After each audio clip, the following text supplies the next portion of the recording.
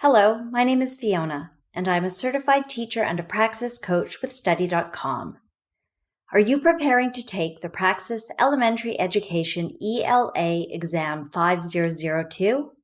This exam covers multiple topics in elementary education ELA. These practice questions cover the subtopic of writing, speaking, and listening. Let's review some of the types of questions you may encounter on the exam. Let's jump in.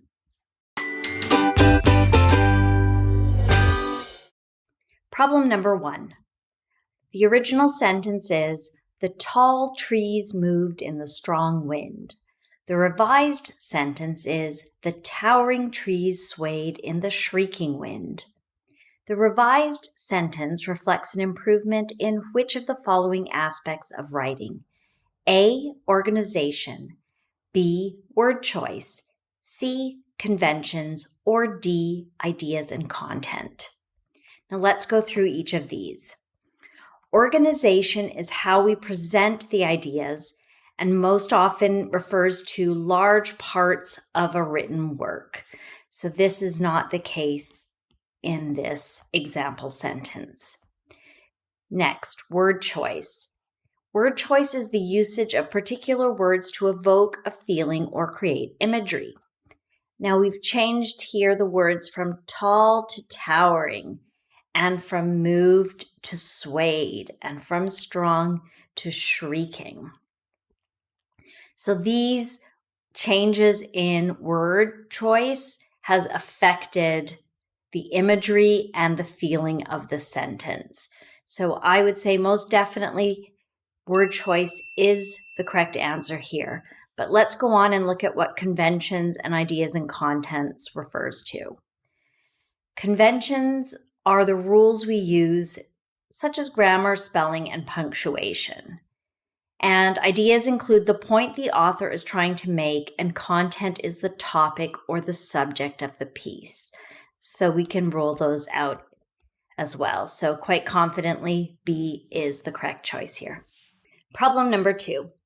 Known for his successful leadership in the Revolutionary War, Washington is often recognized as a great leader and hero, who, as a military commander, led the Continental Army in war against the British and secured American independence.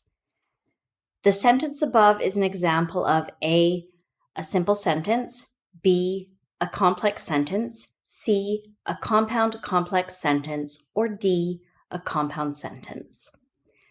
Let's look at the definitions of each of these. A simple sentence is one that contains one clause with a subject and a predicate, which is the clause containing a verb and stating something about the subject.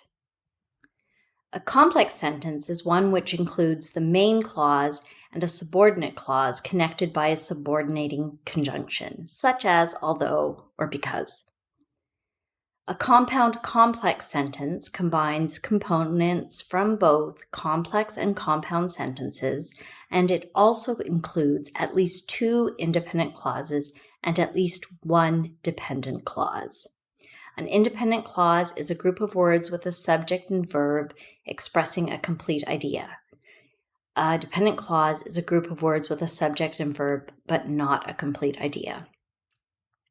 Lastly, a compound sentence. A compound sentence has 2 or more independent clauses connected by a coordinating conjunction, such as and, or so, or but. Now let's look at the sentence again. We see that there is only 1 independent clause in this sentence, so that rules out both of these. There is also more than 1 dependent clause, so it is not a simple sentence either. That makes it a complex sentence, B. Problem number 3.